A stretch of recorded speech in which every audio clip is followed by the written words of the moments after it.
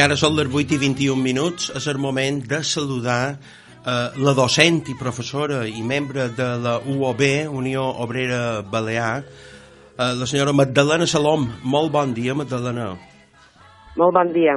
La Magdalena pertany al sindicat UOB, Unió Obrera Balear, i aquest sindicat se presenta dijous, dia 1 de novembre, en aquestes eleccions sindicals que hi haurà als centres educatius, supos que a totes les Illes Balears, Magdalena? Sí, bon dia. 1 de desembre, t'he de corregir. Jo, què havia dit jo? Quin mes havia dit jo? Sí, has dit 1 de novembre. Perdona. És que tenc el calendari que posa... Perdona. No, però és que és interessant perquè, mira, a mi me va molt bé que mos puguis atendre en aquesta hora, i te diré, és molt estratègica aquesta hora, perquè ara els nostres oients mos estan escoltant. Nosaltres ara en aquestes hores tenim molta audiència. Per què? Perquè molta gent s'està desplaçant cap al seu lloc de feina i també hi ha molt de pares i mares que estan acompanyant els seus infants en els centres educatius. I està molt bé que tu, avui, com a docent, mos expliquis, entre d'altres coses, que també en parlarem, dels punts fonamentals més bàsics i més importants que defensau a través del sindicat UOB, aquests punts que heu de defensar en els centres escolars i que se respectin sobretot i que se complesquin també, no, Barbara? Així és. I doncs, responent a la primera part de la pregunta que m'havies fet, efectivament, ens presentam a totes les illes. L'any passat van ser les primeres eleccions en què se va descentralitzar la representació dels docents. Hi ha eleccions a les juntes de personal de Mallorca, de Menorca i d'Eivissa i Formentera.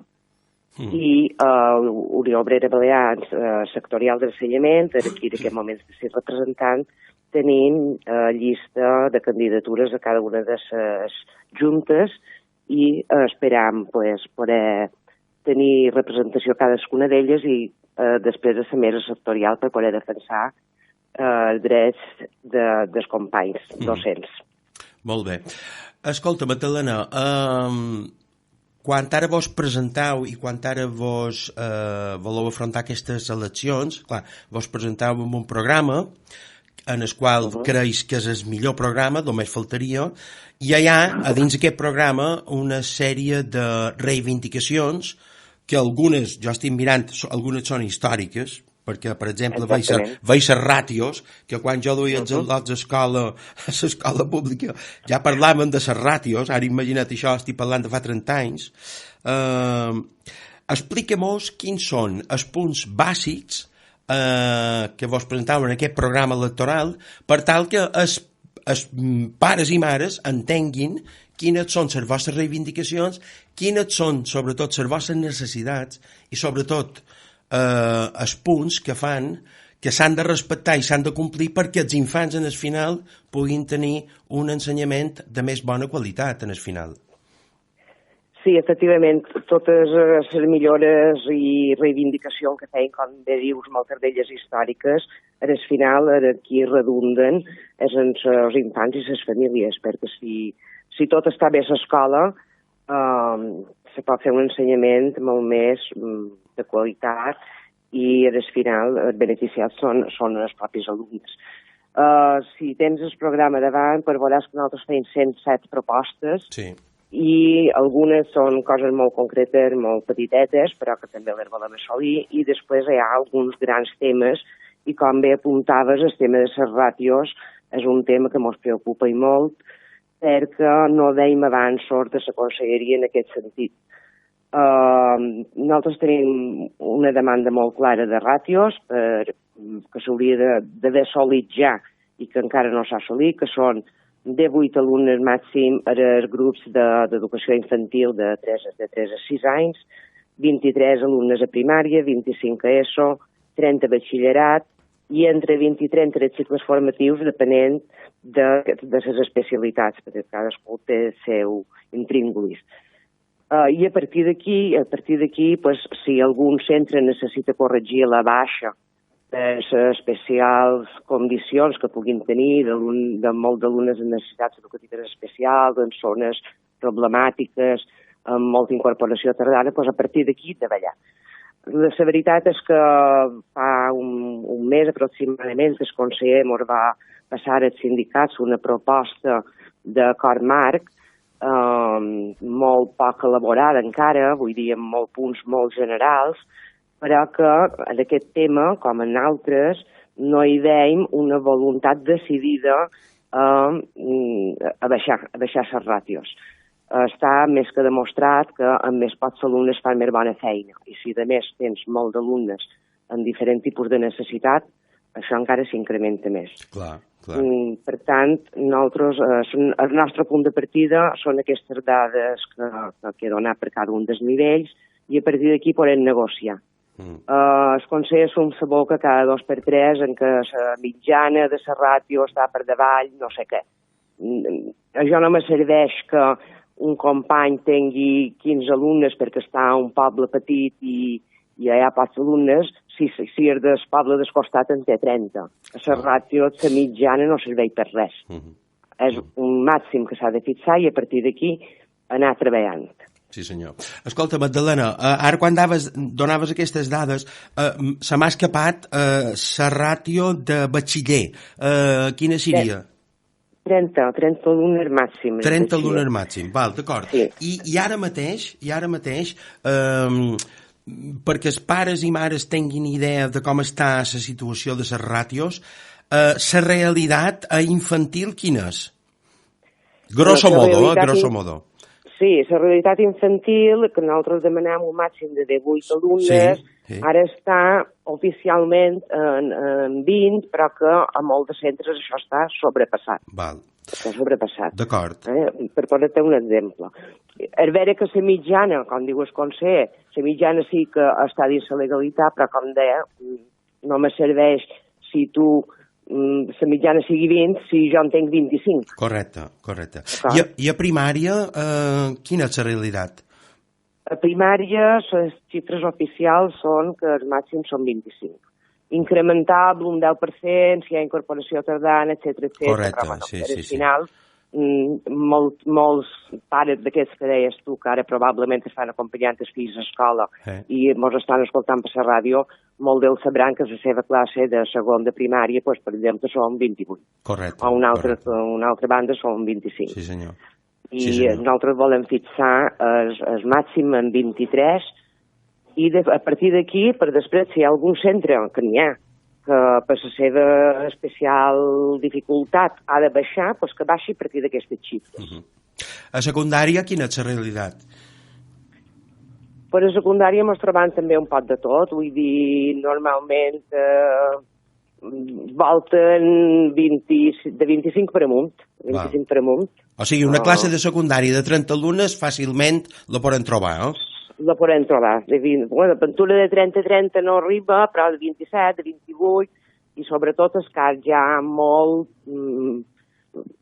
fort, diríem, és el batxiller. Els batxillers estan saturadíssims. Hi ha grups de 35 i de 36 alumnes.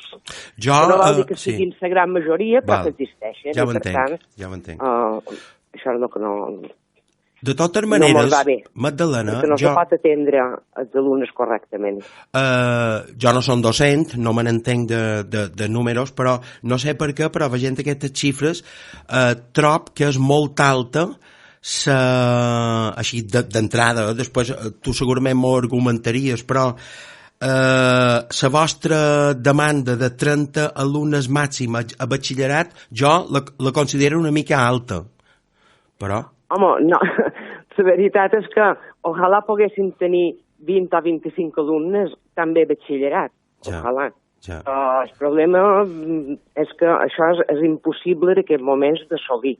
Per tant, nosaltres el que demanem són unes xifres màximes que se puguin assolir a un termini relativament curt, en l'objectiu, evidentment, de que a llarg termini, tot això hauria d'anar baixant. Efectivament. D'acord? Nosaltres podem demanar 15 alumnes a cada grup, que faríem una boníssima feina, però 15 alumnes a cada grup no se pot assolir. Començant el mal endèmic que tenim a l'educació, que és el pobre finançament que té. per tenir unes ràtios ideals, que no són les que he plantejat, les ideals, doncs hauríem de començar a fer escoles i fer 3 escoles cada mes. Cert. Per poder encabir els grups i per poder encabir tot això. Per tant, sent conscients que no són les ràtios ideals, sí que serien unes ràtios que ens començarien començar a fer feina ben feta. Magdalena, si te sembla anem avançant en els punts. Hi ha un punt que també és molt interessant, perquè els pares també ho entenguin, i els oients en general, que fa referència a la càrrega lectiva. Expliquem-nos això i quin tipus de solució li voldríeu donar. Bueno, el tema de la càrrega lectiva és ja més que sangrant, perquè ho entenguin, com dius bé, els pares, vull dir, els professors i els mestres tenim la jornada completa com qualsevol funcionari i dins aquesta jornada hi ha les hores directament de docència dels alumnes.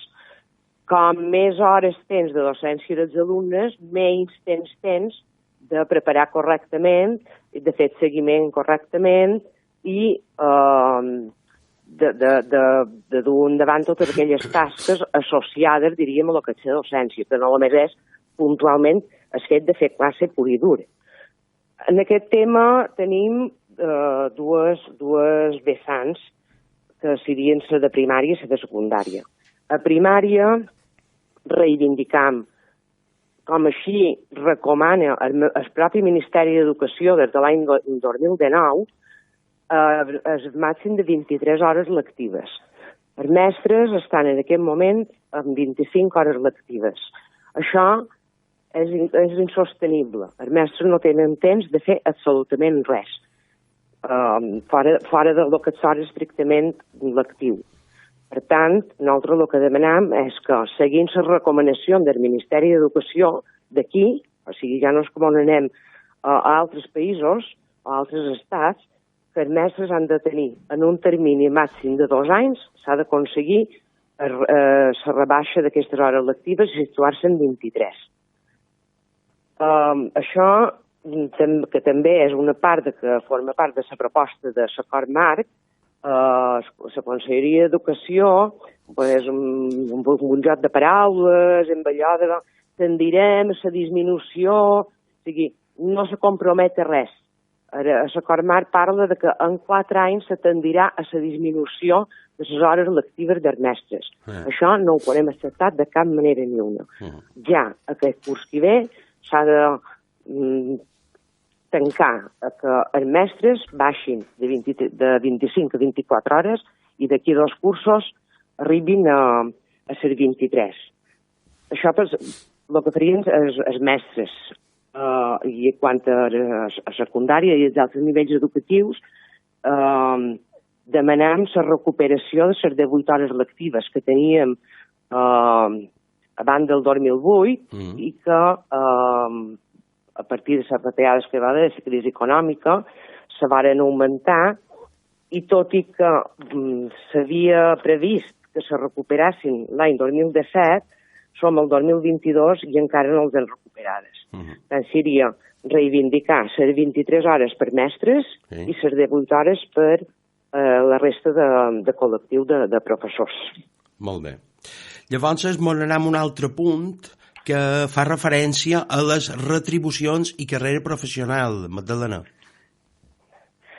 Sí, bueno, això és un altre tema des que duim al programa, i és que els treballadors docents, i en especial els treballadors docents d'aquesta comunitat autònoma, estan especialment maltractats econòmicament. Hem anat perdent any rere any poder adquisitiu, duim una pèrdua acumulada des de l'any 2010 d'un 16%, que se diu aviat, i ara, en el nivell d'inflació que tots desgraciadament coneixem aquest any i per ells els que vendran, aquest decalatge augmentarà. Això que produeix? Doncs això produeix, per exemple, que actualment hi ha molt de problemes per cobrir algunes especialitats de professorat, perquè el professorat se'n va a l'empresa privada perquè cobra més, simplement per això. Estan perdent dia a dia dobbers. Això se podria suavitzar en el tema de la carrera professional, que som els únics treballadors públics d'aquesta comunitat que no tenim, així com els funcionaris de serveis generals o els funcionaris de sanitat tenen una carrera professional. A l'educació no ha estat possible encara ara poder aconseguir un increment retributiu per aquesta banda. Correcte. I la carrera que planteja, que són dues línies, el conseller actualment, de moment, no du que crec que ens hagi de solventar res de tot això. Nosaltres volem una carrera professional que sigui objectiva, imparcial, no discriminatòria i que s'organitzi per trams universalitzables. Exacte. Que no és com ho planteja de moment la Conselleria d'Educació. Correcte. Per tant, en el tema econòmic tenim dues vessants. La recuperació del poder adquisitiu i que nosaltres, per exemple, els funcionaris docents de les Balears varen ser els únics que durant el 20 i el 21, fent l'administració autonòmica una espècie d'enginyeria informàtica, no ens va pujar el sou. Perquè ens va pujar la banda de retribucions bàsiques que estava obligat per la llei de pressupostos de l'Estat, però per l'altra ens va baixar els altres complements, de manera que no vàrem tenir increment salarial real. Per tant, començant per recuperar el que durant aquests 2 anys ens ha estat retallat, més recuperar paulatinament, no volem que ens pugin perquè no és impossible aquest 16% que hem perdut de poder adquisitiu i fent una bona carrera professional volem que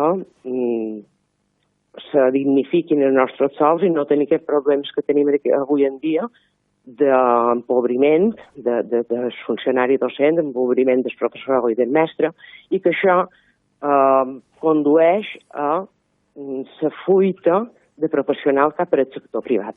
Clar. Magdalena, no mos queda molt de temps, però no vull deixar passar l'ocasió també d'esmentar aquestes millores sociolaborals que he repassat una mica a la teva pàgina de Facebook, allà on reclamau, és a dir, col·locau la situació actual quan hi ha una baixa que cobrau només un 75%, un percentatge determinat, després si són més dies hi ha un altre percentatge, i també fa referència a un punt en aquestes millores sociolaborals que jo m'imagino que són molt més amples, però que m'agradaria que també les mos explicassis el manco puntuant-les, de tal manera que també la gent, i sobretot els oients, puguin entendre quines són les vostres demandes, Magdalena. Sí, de fet hi ha moltíssims punts en el programa de millores que són coses que són molt fàcils d'assolir i coses que no tant.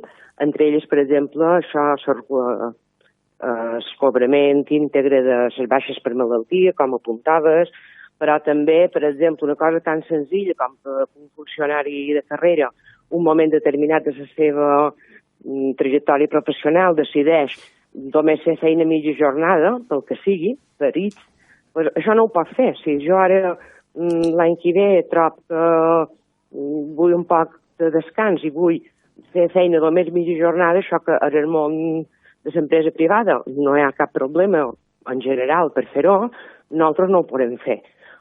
O que s'equilibrin i tinguem els mateixos permisos els funcionaris de carrera que els funcionaris interins. Alguns permisos només les pot demanar el funcionari de carrera.